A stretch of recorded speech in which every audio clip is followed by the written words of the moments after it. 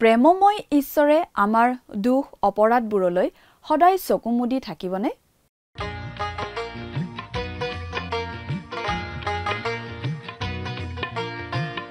আজিৰে পবিত্ৰ ক্ষণতে উজলি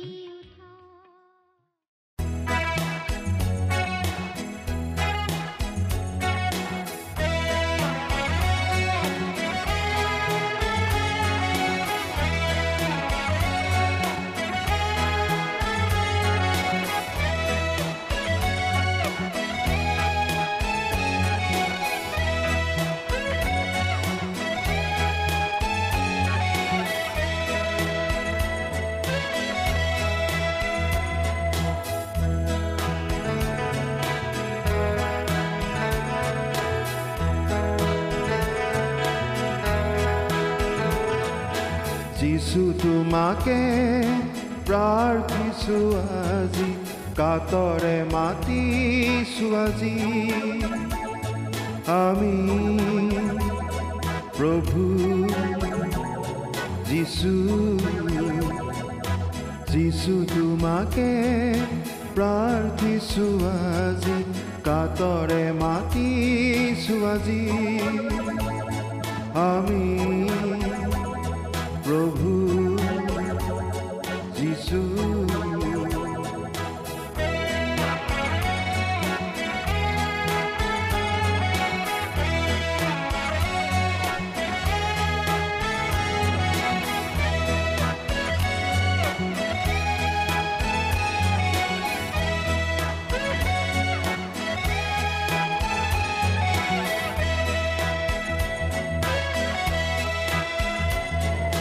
তুমি সৃজিছিলা যোন বেলি তৰা, ইয়াৰ কাষলে মোৰ যিছু তুমি আহা।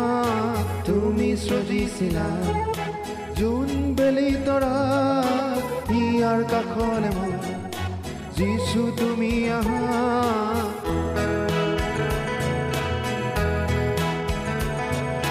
যিছু তোমাকে প্ৰাৰ্থিছো আজি, কাতৰে মাতিছো আজি আমি প্ৰভু যিছু। যিছু তোমাকে প্ৰাৰ্থিছো আজি, কাতৰে মাতিছো আজি আমি প্ৰভু যিছু।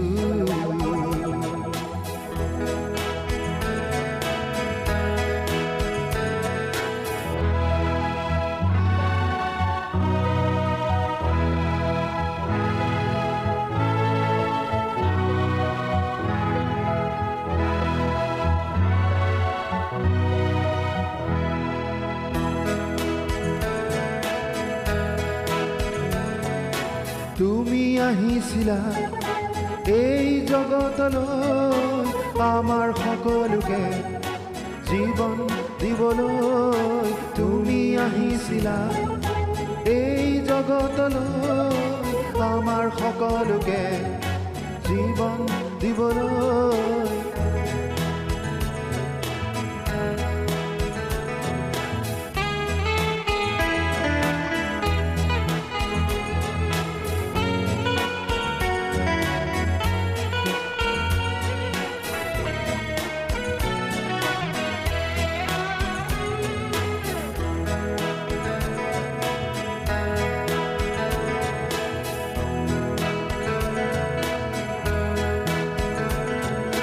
তোমাৰ প্ৰেমৰ কথা বৰ্ণাই নপৰেও, হোৱা যিছু তুমি চিৰদিনে মোৰ। তোমাৰ প্ৰেমৰ কথা বৰ্ণাই নপৰেও, হোৱা যিছু তুমি চিৰদিনে মোৰ।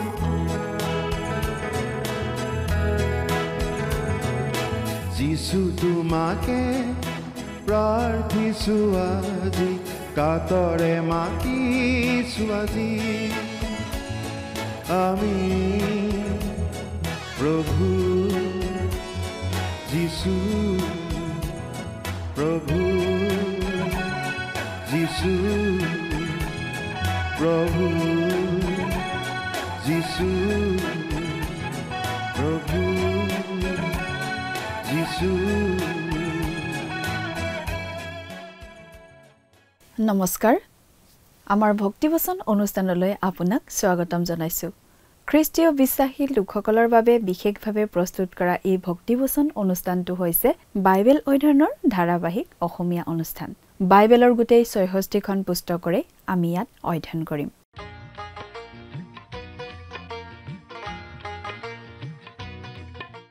প্ৰিয় দৰ্শক, আপুনি যদি আমাৰ আগৰ অনুষ্ঠানটো শুনিছিল তেনেহলে আপোনাৰ নিশ্চয় মনত আছে যে আমি যোৱা অনুষ্ঠানত বাইবেলৰ এখন পুস্তকৰ অধ্যয়নৰ সামৰণি মাৰিছিলোঁ। গতিকে আজিৰ অনুষ্ঠানত আমি বাইবেলৰ আন এখন পুস্তকৰ অধ্যয়ন আৰম্ভ কৰিম। পুস্তকখন হৈছে বাইবেলৰ পুৰণি নিয়ম খণ্ডৰ নহুম ভাৱবাদীৰ পুস্তকখন।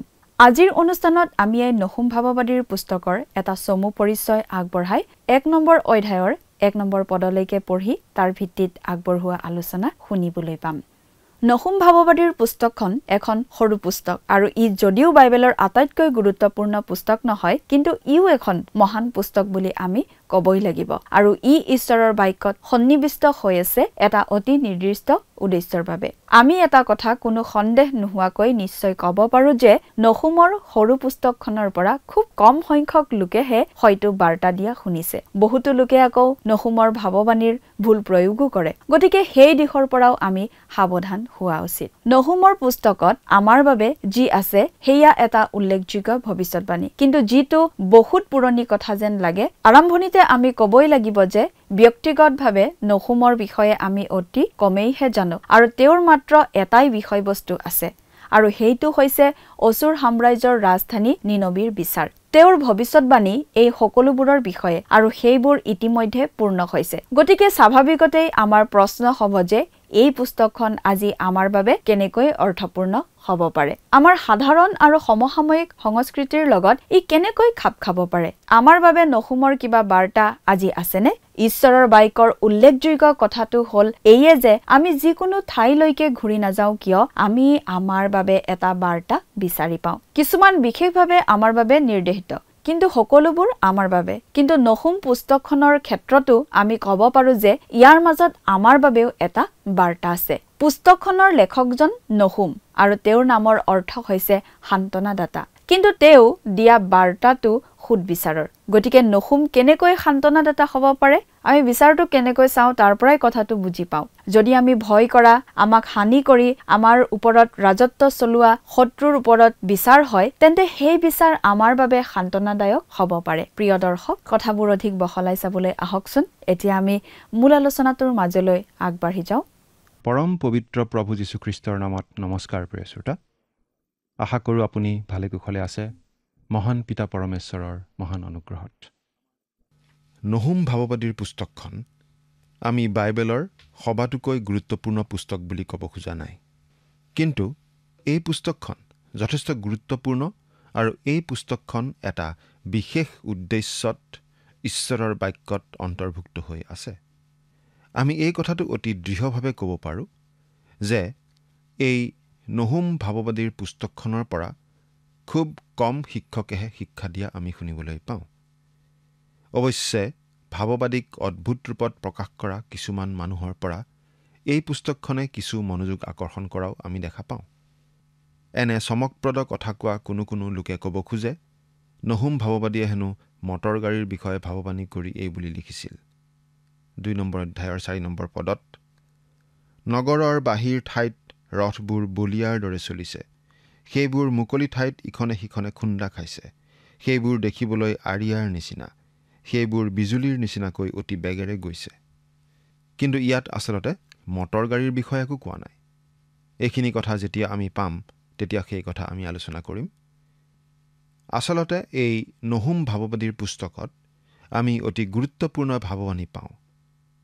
অৱশ্যে সেই ভাৱবাণী সময়ৰ লগত খাপ নোখোৱা যেন লাগে। প্ৰথমতে আমি ক'ব পাৰোঁ যে নহুম ভাৱবাদীৰ বিষয়ে আমি খুব কম কথাহে জানো, আৰু তেওঁৰ কথাখিনিৰ মূল বিষয় আচলতে এটাই: অসুৰীয়া সাম্ৰাজ্যৰ ৰাজধানী নিনবী নগৰৰ ওপৰলৈ অহা সুধ বিচাৰ আৰু দণ্ডৰ কথা। তেওঁৰ ভাৱবাণী এই বিষয়টোক লৈয়েই, আৰু এই ভাৱবাণীবিলাক ইতিমধ্যেই ফলিয়ালে। গতিকে আজি এই পুস্তকখনে আমাৰ কাৰণে কি অৰ্থ বহন কৰে বাৰু? আজিৰ সংস্কৃতি আৰু ব্যৱস্থাৰ সৈতে এই পুস্তকখননো কেনেদৰে খাপ খায়? আমাৰ বাবে নহুমৰ কিবা বাৰ্তা আছেনে বাৰু? ঈশ্বৰৰ বাক্যৰ অতি মন কৰিবলগীয়া কথা এইটোৱেই যে আমি যিখিনি শাস্ত্ৰাংশই নাচাওঁ কিয়, তাতেই আমি আমাৰ বাবে এটা বাৰ্তা বিচাৰি পাওঁ। কিছুমান বিশেষভাৱে আমাক উদ্দেশ্য কৰিয়েই কোৱা হৈছে, কিন্তু সকলোখিনি বাক্যই আমাৰ বাবে, অৰ্থাৎ সকলোখিনিতেই আমাৰ বাবে এটা বাৰ্তা আছে। এই পুস্তকখনৰ লিখক হৈছে নহুম, আৰু তেওঁৰ নামটোৰ অৰ্থ হৈছে সান্তনাদাতা। কিন্তু তেওঁ দিয়া বাৰ্তাটো সুধবিচাৰ আৰু দ্বন্দ্বৰ বাৰ্তাহে। নহুমৰ নামটো তেওঁৰ কাম বা বাৰ্তাৰ লগত কেনেদৰে খাপ খাব পাৰে? তেওঁনো কেনেদৰে সান্তনাদাতা হ'ব পাৰে?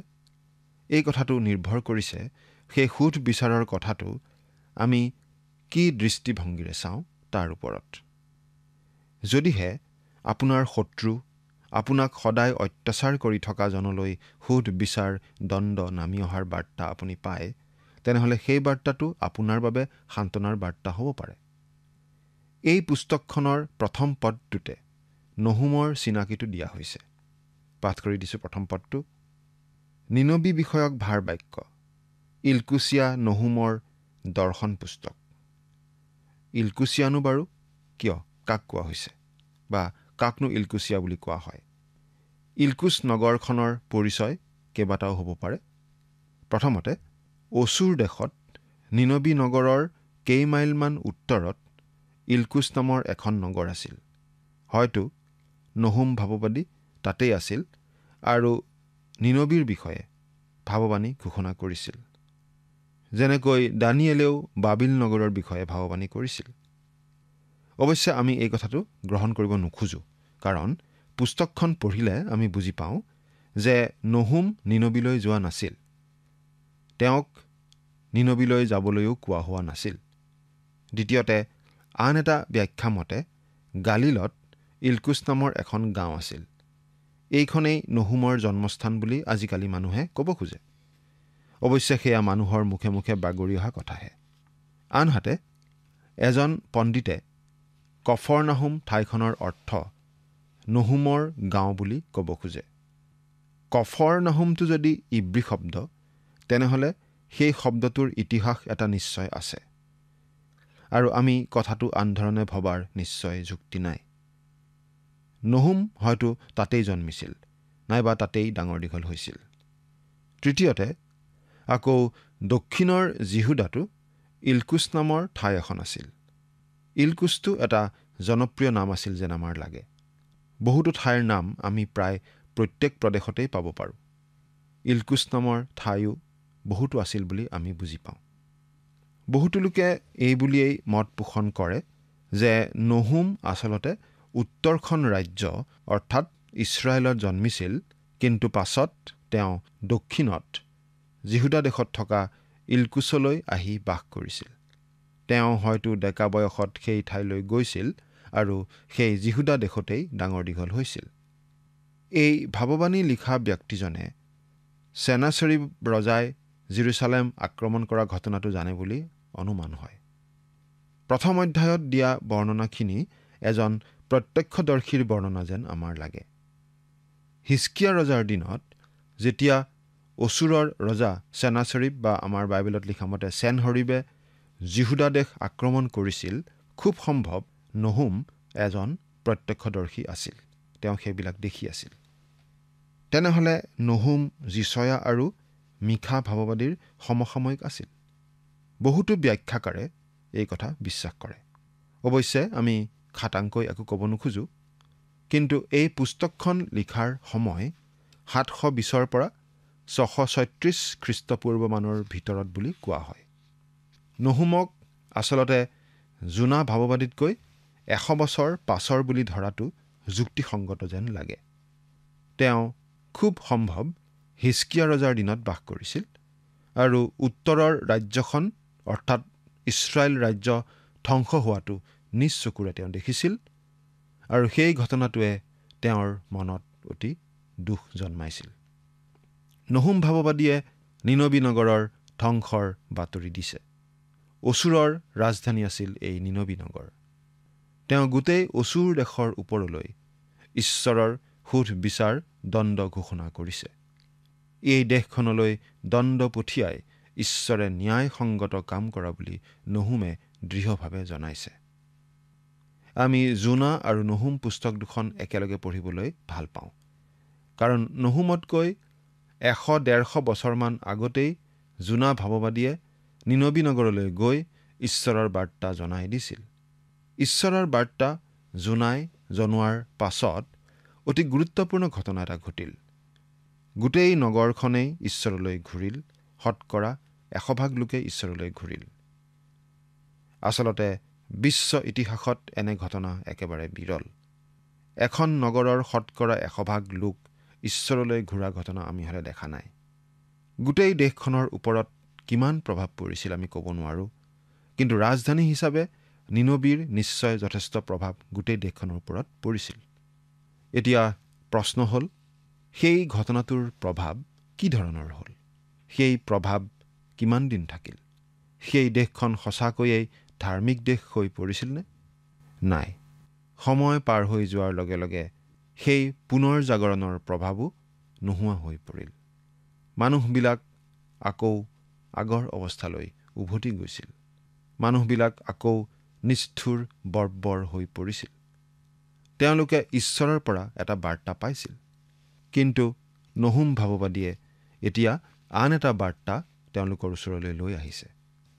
নহুম ভাৱবাদীয়ে নিজে নিনবীলৈ গৈছিল বুলি আমি নাভাবোঁ। আমি ভাবোঁ তেওঁ দক্ষিণৰ যিহুদা ৰাজ্যতেই আছিল। কিন্তু ঈশ্বৰে যদি জোনাক নিনবীলৈ পঠিয়াইছিল, তেনেহ'লে নহুম ভাৱবাদীকো ঈশ্বৰে সেই নিনবী নগৰলৈ নপঠিয়ালে কিয়? ঈশ্বৰৰ পদ্ধতি বেলেগ বেলেগ। ঈশ্বৰ সলনি নহয়, কিন্তু তেওঁ সময়ে সময়ে তেওঁৰ পদ্ধতি সলনি কৰে।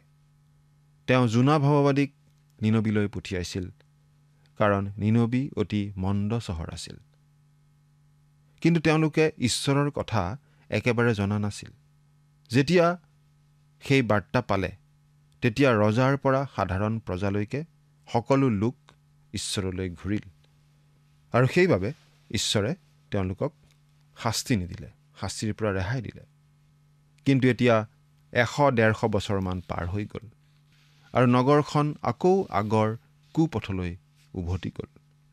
নহুম কিয় নগ'ল?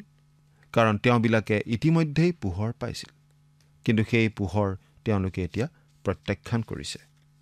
প্ৰিয় শ্ৰোতা, প্ৰভু যীশুৱে এষাৰ কথা কৈছিল।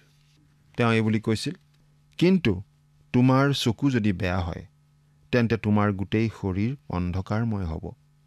এতেকে তোমাৰ অন্তৰৰ পোহৰ যদি আন্ধাৰ হয়, তেন্তে সেই আন্ধাৰেই কিমান গভীৰ। মঠি 6 নম্বৰ অধ্যায়ৰ 23 নম্বৰ পদ। পোহৰনো কাৰোবাৰ বাবে আন্ধাৰ কেনেদৰে হ'ব পাৰে? ঈশ্বৰৰ বাক্য প্ৰত্যাখ্যান কৰা মানে পোহৰেই আন্ধাৰত পৰিণত হোৱাৰ নিচিনা কথা। আজি আমাৰ হাতত প্ৰয়োজনতকৈ অধিক সংখ্যক বাইবেল থাকিব পাৰে, কিন্তু আমি বাৰু পঢ়োনে? সেই অচুৰীয়াবিলাকেও, সেই অচুৰ জাতিয়েও পোহৰ পাইছিল, কিন্তু ফল কি হৈছিল? তেওঁলোকৰ পোহৰ আন্ধাৰত পৰিণত হৈছিল। সেই আন্ধাৰ অতি গভীৰ। অচুৰীয়াবিলাকে পোহৰ পাইছিল। ঈশ্বৰে তেওঁলোকলৈ বাৰ্তা পঠিয়াইছিল। কিছু সময়ৰ বাবে তেওঁলোকে মন পালটন কৰি জীৱন্ত আৰু প্ৰকৃত ঈশ্বৰৰ সেৱা কৰিছিল। ঠিক পুনৰ জাগৰণৰ নিচিনা ঘটনা, কিন্তু সেয়া স্থায়ী নহ'ল। আজিও পুনৰ জাগৰণবিলাকৰ ক্ষেত্ৰত প্ৰায়েই আমি তেনে ঘটি থকা দেখিবলৈ পাওঁ। এখন পশ্চিমীয়া দেশৰ সবাতোকৈ বিখ্যাত পুনৰ জাগৰণৰ নেতা এজনৰ কবৰ চাবলৈ এজন পৰ্যটকে মন কৰিছিল। কিন্তু সেই দেশৰ টুৰিষ্ট গাইডজনে অতি কষ্ট কৰিহে সেই কবৰ বিচাৰি উলিয়াব লগা হৈছিল। সেই গাইডজনে কৈছিল, জীৱনত আজি প্ৰথমবাৰৰ বাবে কোনোবাই এই কবৰটো চাবলৈ ইচ্ছা প্ৰকাশ কৰিছে, কিন্তু ভৱিষ্যতে আমি পৰ্যটকসকলক এই কবৰটো দেখুৱাবলৈ চেষ্টা কৰিম। এৰা, সেই দেশখনে সেই বিখ্যাত পুনৰ জাগৰণৰ নেতাজনকেই পাহৰি গৈছে। আৰু সেই দেশৰ অধঃপতন আমি দেখি আছোঁ। সেই দেশ ঈশ্বৰৰ পৰা আঁতৰি গৈছে। সেই নিনবীৰ ক্ষেত্ৰতো ঠিক তেনেকুৱাই হৈছিল। প্ৰিয় শ্ৰোতা, আমাৰ বাবে ইয়াত এটা ডাঙৰ বাৰ্তা আছে। এই কথা মন কৰিবলগীয়া যে পৃথিৱীৰ ডাঙৰ ডাঙৰ সভ্যতাবিলাক প্ৰায় 200 বছৰমান ধৰিহে বৰ্তি আছিল। আৰু এই সভ্যতাবোৰৰ সময় বা অৱস্থা চক্ৰ এনেধৰণৰ আছিল।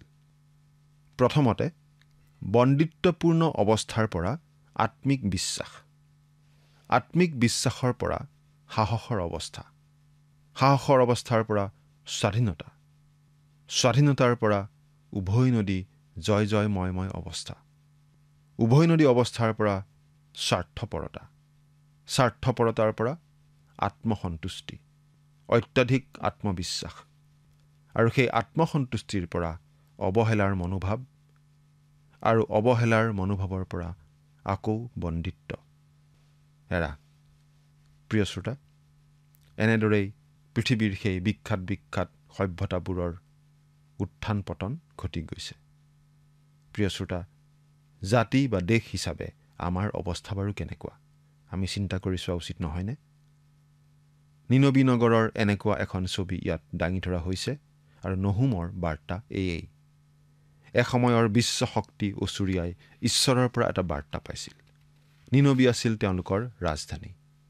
তেওঁলোক ঈশ্বৰলৈ ঘূৰিছিল, আৰু কিছুদিন তেওঁলোকে ঈশ্বৰৰ সেৱা কৰিছিল।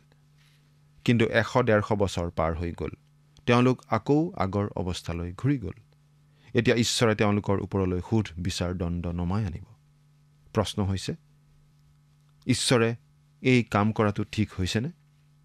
নহুমে এই কথা ক'ব যে এই কাম কৰাত ঈশ্বৰৰ ভুল হোৱা নাই, আৰু এই কাম কৰাৰ বাবে তেওঁ সৎ।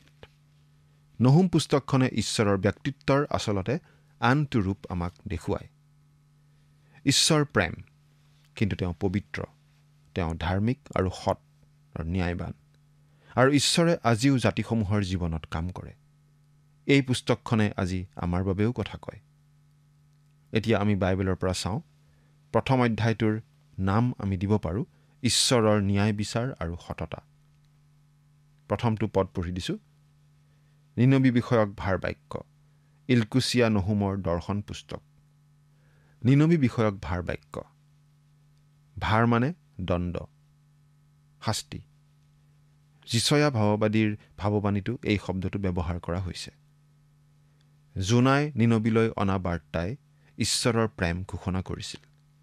এতিয়া নহুম ভাৱবাদীৰ পুস্তকতে ঈশ্বৰৰ ন্যায় বিচাৰৰ কথা ঘোষণা কৰা হৈছে। দুয়োটা কথা একেলগে থাকে। ঈশ্বৰে কোনো জাতিক দণ্ড বিহিলেও তেওঁ প্ৰেমময়। ঈশ্বৰৰ সোধ বিচাৰৰ ভয় লগা দিশ এইটোৱেই যে তেওঁ প্ৰতিহিংসা পৰায়ণ হৈ এই কাম নকৰে। তেওঁ হুৰ তোলাৰ ভাৱেৰে এই কাম নকৰে। তেওঁ খন্তেকীয়া আৱেগৰ বশৱৰ্তী হৈ খঙৰ ভমকত এই কাম নকৰে। তেওঁ সোধ বিচাৰ কৰে, কাৰণ তেওঁ ন্যায়পৰায়ণ। তেওঁ প্ৰেম কৰে, কিন্তু তেওঁ ন্যায়পৰায়ণ। গতিকে তেওঁ প্ৰেম কৰা লোকৰ জীৱনত কিবা পাপ থাকিলেও তেওঁ ন্যায় বিচাৰ কৰিবলৈ বাধ্য। নিনবী নগৰক ঈশ্বৰে ভাল পাইছিল। নিনবী নগৰ ধ্বংস হোৱাটো আচলতে জোনাই কামনা কৰিছিল, কিন্তু ঈশ্বৰে জোনাক এই বুলি কৈছিল। জোনা 4 নম্বৰ অধ্যায়ৰ 11 নম্বৰ পদত আমি সেই কথা পাওঁ। তেনেহ'লে সোঁহাত আৰু বাওঁহাতৰ মাজত প্ৰভেদ কৰিব নোৱাৰা 120,000তকৈ অধিক মানুহ আৰু অনেক পশু থকা সেই মহানগৰ নিনবীলৈ মোৰ দয়া নালাগিবনে? ঈশ্বৰে নিনবীক দয়া কৰিছিল, আৰু জোনা ভাৱবাদীৰ যোগেদি সেই নিনবীলৈ বাৰ্তা পঠিয়াই ঈশ্বৰে নিনবীক ৰক্ষা কৰিছিল। কিন্তু এতিয়া এই বিশাল নগৰলৈ ঈশ্বৰৰ পৰা দণ্ড নামি আহিব। এইটোৱেই নহুমৰ বাৰ্তা। প্ৰায় 150 বছৰ আগতে জোনাই অনা বাৰ্তা শুনি নিনবীয়ে মন পালটন কৰিছিল, কিন্তু সেয়া অস্থায়ী আছিল। এই নতুন প্ৰজন্মটোকো মন পালটন কৰিবলৈ ঈশ্বৰে যথেষ্ট সুবিধা দিলে, কিন্তু অনুগ্ৰহৰ কাল শেষ হ'ল আৰু ধ্বংসৰ সময় আহিল। নহুম 3 নম্বৰ অধ্যায়ৰ 19 নম্বৰ পদটো পঢ়ি দিছোঁ। তোমাৰ ক্ষতৰ উপশম নাই, তোমাৰ ঘাঁ সুস্থ হ'ব নোৱাৰা। তোমাৰ বিষয়ে বাৰ্তা শুনা আটাইবিলাকে তোমালৈ হাততালি দিব, কাৰণ কাৰ ওপৰত তুমি নিজৰ দুষ্কৰ্ম অনবৰত চলোৱা নাই? অৰ্থাৎ নিনবী এনেকুৱা অৱস্থা পালে যে মানুহখিনি আৰু সুস্থ হোৱাৰ কোনো উপায় নাই। মানুহ হিচাপেও এনেকুৱা হ'ব পাৰে, পাপ কৰি কৰি সীমা পাৰ হৈ যাব পাৰে। সেই সীমাটো কি আমি নাজানো। সেই সীমা পাৰ হৈ যোৱাৰ পাছত মানুহৰ হৃদয় ইমান কঠিন হৈ পৰে যে মানুহৰ হৃদয়ৰ বিশ্বাসহীন অৱস্থাটোতো পৰিৱৰ্তন কৰিব নোৱাৰা হৈ পৰে। এইটো মানুহৰ ক্ষেত্ৰতো খাটে, জাতীয়তাৰ ক্ষেত্ৰতো খাটে। আজি এই পৃথিৱীখনত যি যি ঘটি আছে সেইবোৰ দেখি মানুহ অশান্ত উদ্বিগ্ন হৈ পৰে। কিন্তু কথাবোৰ এতিয়াও ঈশ্বৰৰ নিয়ন্ত্ৰণৰ পৰা বাহিৰ হৈ যোৱা নাই আৰু যাবও নোৱাৰে। এতিয়াও ঈশ্বৰেই নিয়ন্ত্ৰণকৰ্তা। ঈশ্বৰে তেওঁৰ আঁচনি আৰু পৰিকল্পনা কাৰ্যত পৰিণত কৰি আছে। ওচৰীয়াসকলৰ যোগেদি ঈশ্বৰৰ কাম শেষ হ'ল আৰু এতিয়া ধ্বংসৰ সন্মুখীন হৈছে। নিনবী ধ্বংসৰ বৰ্ণনা অন্তৰপৰশা। ক্ষমতাশালী কিন্তু ঈশ্বৰৰ প্ৰতি বিশ্বাস নথকা জাতিৰ ভয়ত বাস কৰা সকললৈ এইটো এটা সান্তনাৰ বাৰ্তা। যিকোনো ঈশ্বৰ বিশ্বাসহীন দেশকেই ঈশ্বৰে ধ্বংস কৰিবই। ইতিহাস পঢ়িলেই আমি এই কথা বুজি পাওঁ। ডাঙৰ ডাঙৰ শক্তিবোৰৰ পতন ঘটি আহিছে। তেওঁলোক লাহ বিলাহত মত্ত হোৱা অৱস্থাতেই, উভৈনদী অৱস্থাতেই তেওঁলোকৰ পতন ঘটি আহিছে। ব্যক্তিগতভাৱে আজি আমাৰ নিজৰ অৱস্থা বাৰু কেনেকুৱা? লাহ বিলাহত মত্ত হৈ আমি ঈশ্বৰক পাহৰি গৈছো নেকি বাৰু? চিন্তা কৰি চাওকচোন। ঈশ্বৰে আমাক আশীৰ্বাদ কৰক। আমেন।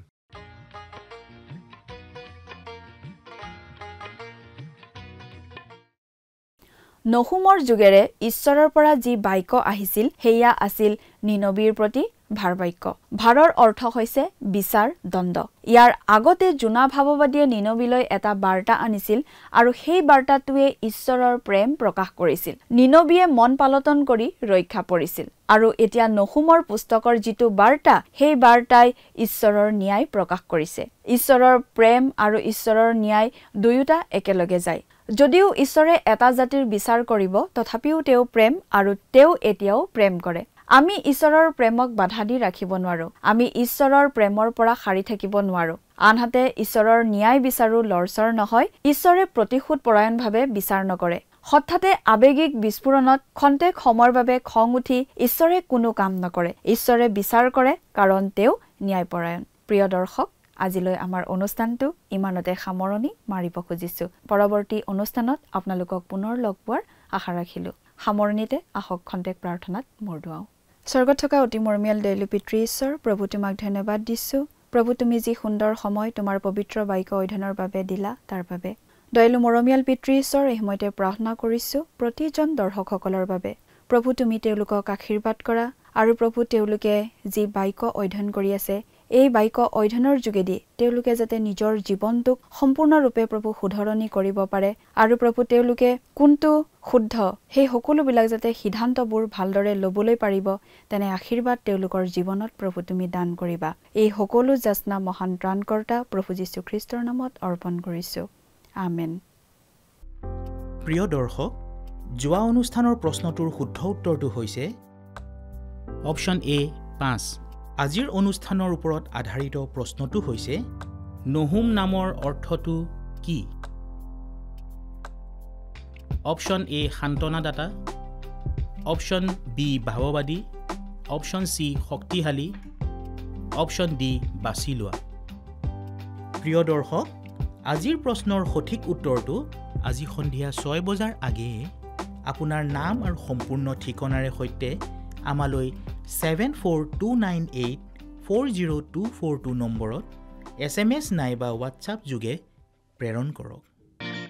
প্ৰিয় দৰ্শক, আপুনি যদি আমাৰ এই অনুষ্ঠানৰ যোগেদি আশীৰ্বাদপ্ৰাপ্ত হৈছে আৰু আমাৰ লগত কথা পাতিবলৈ বিচাৰিছে বা আপোনাক প্ৰাৰ্থনাৰ সহায়ো পৰামৰ্শ লাগে, তেন্তে আমালৈ 7429840242 এই নম্বৰত পোনপটীয়াকৈ ফোন কৰিব পাৰিব। ধন্যবাদ।